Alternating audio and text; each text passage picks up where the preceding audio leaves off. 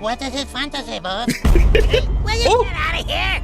Would you like me to apply the baby oil to Satan's asshole, boss? JD Vance's voice. JD Vance's So voice funny. kills me. South Park just went nuclear on JD Vance, turning him from a vice presidential hopeful into a squeaky cartoon caricature who mindlessly praises every dumb idea Trump blurts out. They shredded him, humiliating him at Mar-a-Lago like a disposable chew toy. This was a savage political obituary, and JD Vance got buried in it. Boss, the Relax. plane is Who's here for that? immigration and customs enforcement. I know, stupid. Let's go. I don't know. I don't know.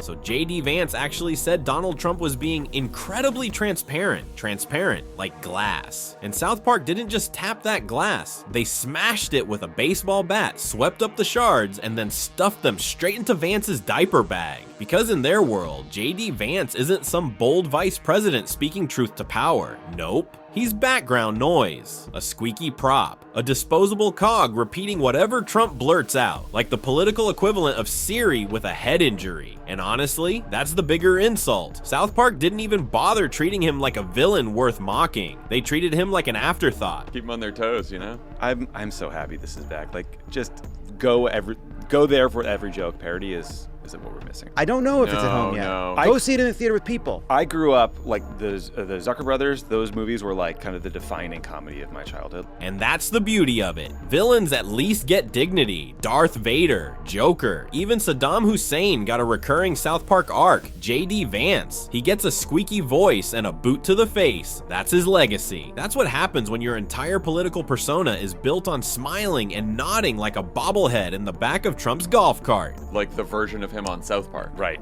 They feel like they kind of have two because JD Vance did what I thought was like, From the cold open, South Park made it crystal clear, we are not here for polite jabs. Trump ranting about comrades and comrades wasn't just toilet humor. It was a mission statement, the kind of crude setup that says, buckle up folks, because this episode is gonna torch politics, the White House, and anyone dumb enough to step into frame. Nobody's safe, least of all Vance. Look like Charlie Kirk. Oh, because I had heard Charlie Kirk was supposed to be in this one. So not really, but to your point about how online they are, like all of a sudden you can tell that he just has the Charlie Kirk.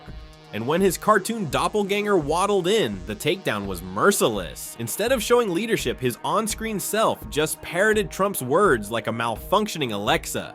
Say the line, JD. He nods, he repeats, he squeaks, and that's the whole gag. He's not a man, he's a script-reading Roomba. Relax. Take a load off. Boss, the plane is here from immigration and customs enforcement. What the fuck? Stupid. Let's go. The satire lands because it's rooted in something painfully real. In politics today, survival isn't about ideas. It's about sycophancy. Say the right line, smile, collect your relevance. That's the job. Top of it. Where's the umbrellas?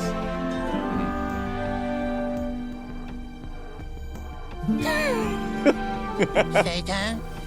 But South Park, being South Park, didn't stop at mockery. They went nuclear because the actual White House couldn't resist firing back. They released a statement calling the show irrelevant after 20 years, which is hilarious. That's like a billionaire suing a kid's lemonade stand because the sign was mean. You don't clap back at a cartoon unless the cartoon hit a nerve, and boy, did it. man, we've come a long way from Drumpf. Of course, Trey Parker and Matt Stone smelled blood. The animated White House became a grotesque circus of flattery, with advisors, sycophants, and tech bros lining up to kiss the presidential ring. Your leadership is historic.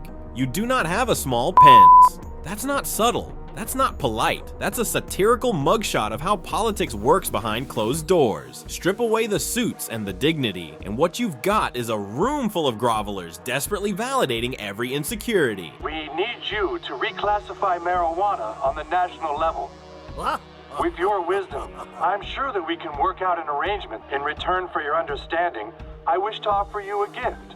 The real gut punch. Cartoon Trump doesn't just soak it up, he drowns in it. Every bad idea is inspired. Every paranoid ramble is genius. And if you think that's too far-fetched, just scroll the news cycle. Real-world officials bend over backwards daily to flatter the boss. South Park didn't invent this, they just turned the volume to max. Would you like me to apply the baby oil to Satan's asshole, boss?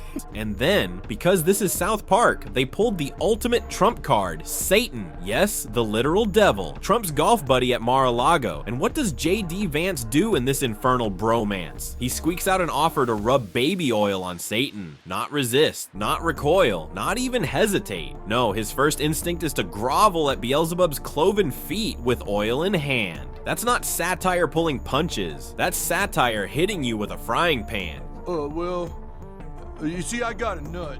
And here's the kicker. The satire stings because it's not really exaggeration. Vance did build his career by clinging to Trump's coattails. He went from calling Trump cultural heroin to being his #1 hype man faster than you can say political amnesia. That's why the caricature lands so hard. It's not random cruelty. It's a cartoonist's mirror when South Park shows him crawling back after every insult, beaming when Trump calls him stupid. It's not just funny. It's a commentary on how politics rewards groveling. Leaders don't lead. They debase themselves for proximity to power.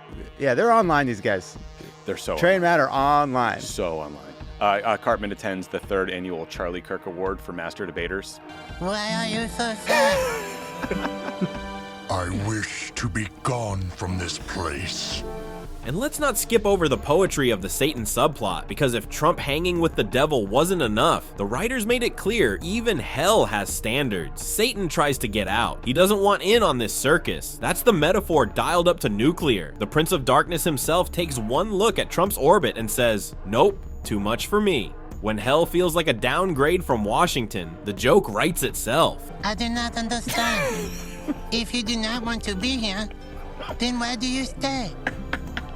I am forced to stay by the dark tides of destiny. So here's the brutal irony. South Park didn't just roast JD Vance. They annihilated him, but they did it in the most insulting way possible, by not even making him the star. He wasn't the villain. He wasn't the center of the joke. He was the chew toy, the squeaky prop, the man baby groveling for scraps at Mar-a-Lago. That's worse than being hated. That's being irrelevant. And in the end, that's what makes this satire so devastating, because villains can come back, villains can be respected, but once South Park turns you into a squeaky voiced diaper boy who oils up Satan, that image sticks forever. It's not a news cycle. It's not a meme. It's canon, and canon is brutal. Profit motive canon. Yeah, the bottom dollar, as it were.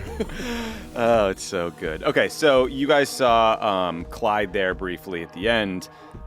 He's down at Mar-a-Lago, I guess, because Trump likes him now. And just when you think the satire couldn't get any darker, South Park pivots from politicians to machines. Because why stop at human yes men when you can program one? Randy spits out one terrible idea after another. French fry salad, an AI-powered global weed empire. And every single time, ChatGPT beams back. That's brilliant, Randy. No hesitation, no pushback. Just endless validation wrapped in corporate buzzwords about transforming cannabis ecosystems into global action. It's Silicon Valley optimism turned into parody, the kind that dresses up failure as innovation. Which brings us right back to JD Vance, because his role in this circus isn't as some grand puppet master. He's the pawn, the disposable background character. South Park's real insult is that he's too unimportant to even be the villain. In a world powered by sycophants, human or AI, Vance isn't leading. He's just another echo in the cult of yes. And that is why this episode wasn't just satire. It was a political obituary. JD Vance didn't just get roasted, he got erased. Stick around and subscribe, because South Park isn't slowing down, and neither is the humiliation.